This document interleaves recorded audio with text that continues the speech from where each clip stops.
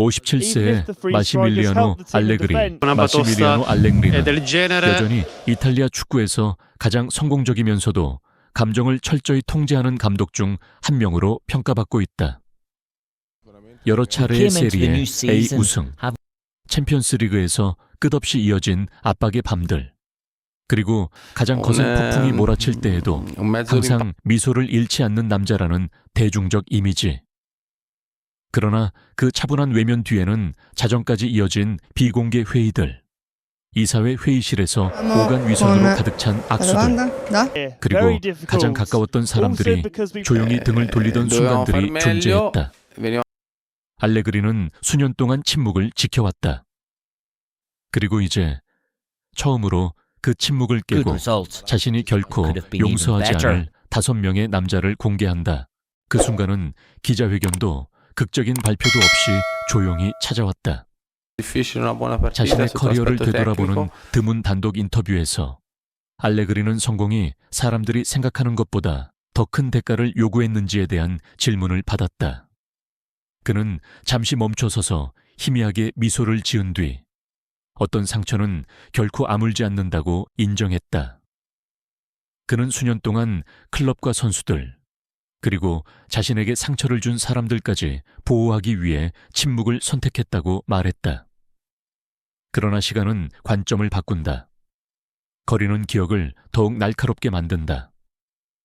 더 이상 증명할 것이 남아있지 않게 된 지금, 알레그리는 서로 다른 방식으로 트로피가 결코 지울 수 없는 상처를 남긴 5명의 남자에 대해 솔직하게 말할 때가 왔다고 결심했다. 넘버 5, 주세페 마로타. 알레그리가 자신의 목록에서 5번째 이름에 대해 말할 때 그의 어조는 눈에 띄게 절제된다.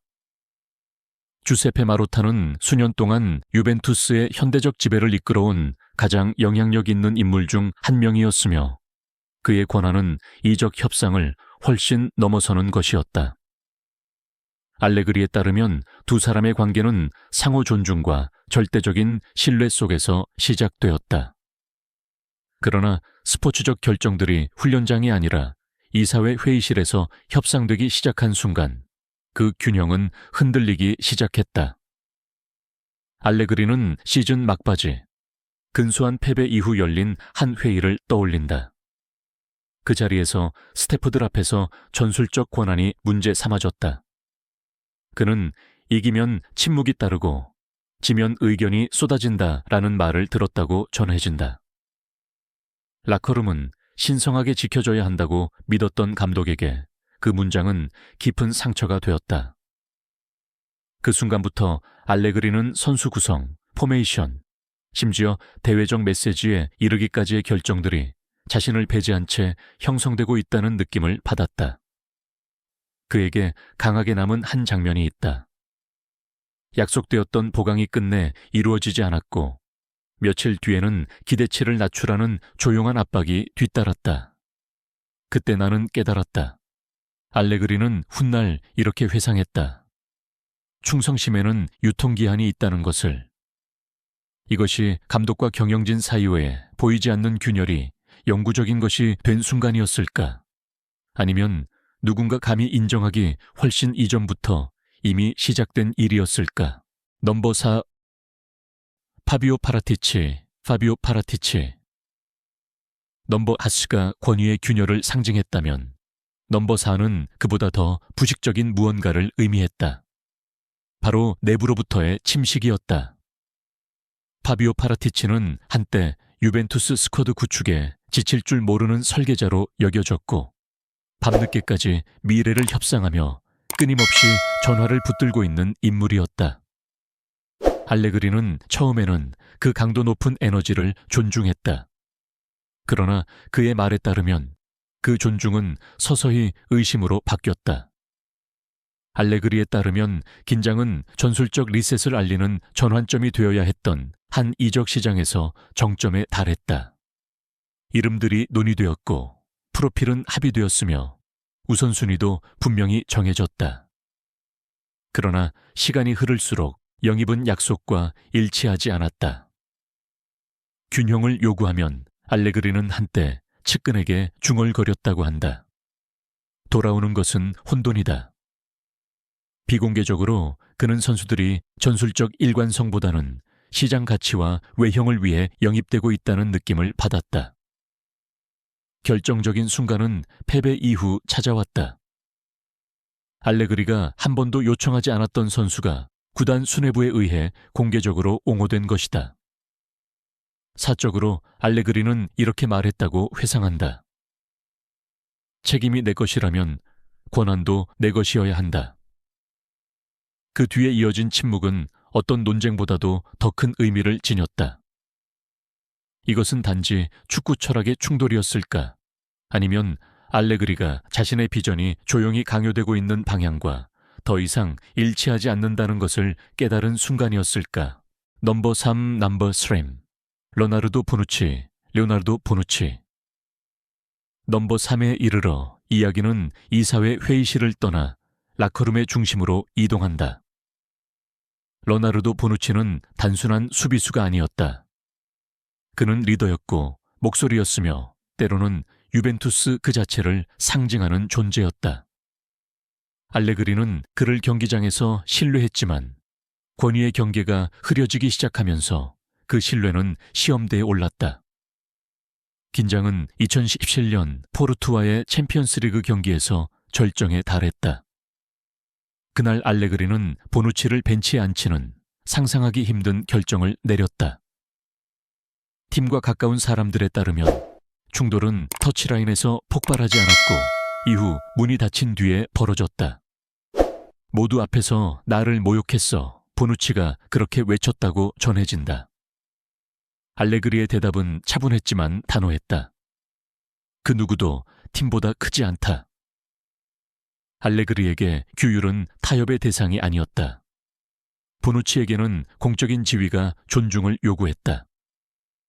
알레그리를 가장 아프게 한 것은 논쟁 그 자체가 아니라 그 다음에 벌어진 일이었다.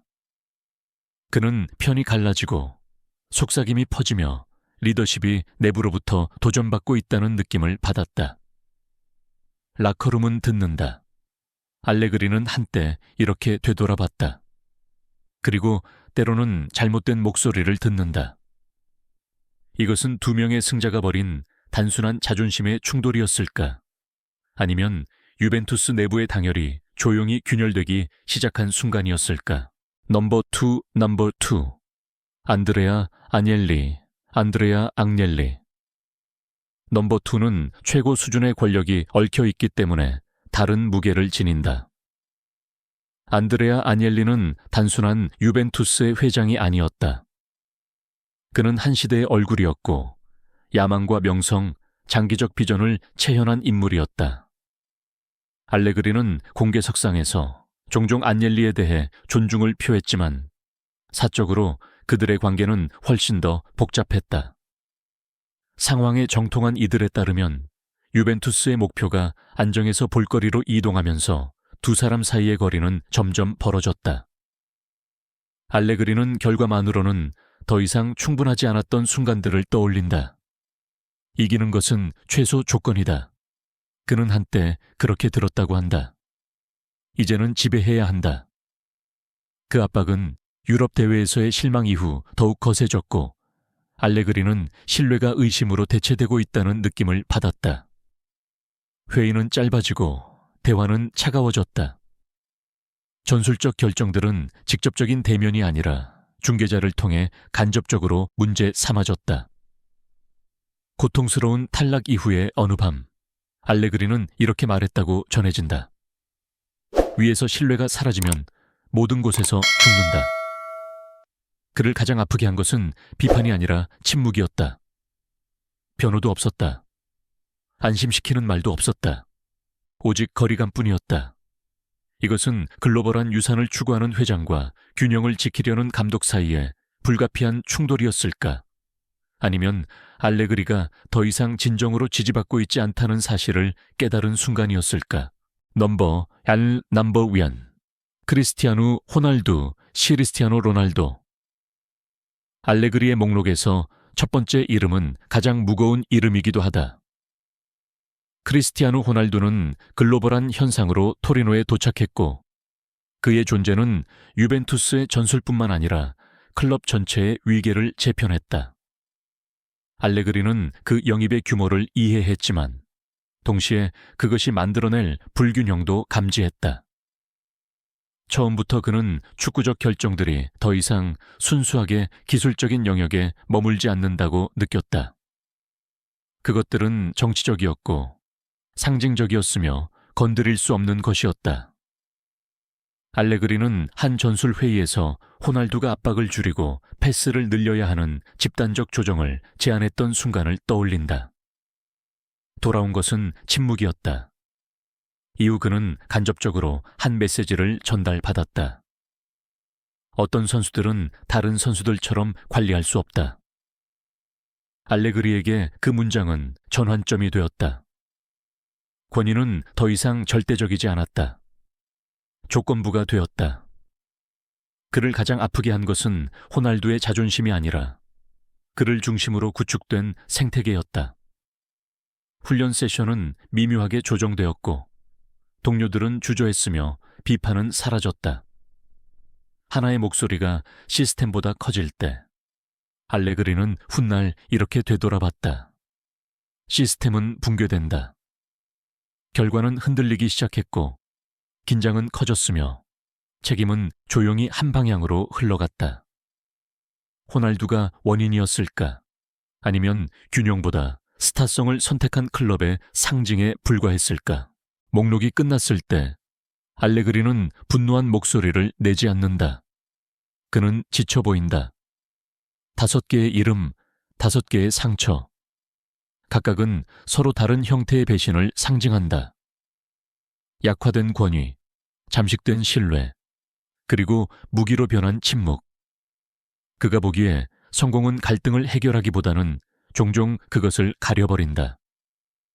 트로피는 진열장을 채울 수는 있지만 문이 닫힌 뒤에 벌어지는 일들을 치유하지는 못한다.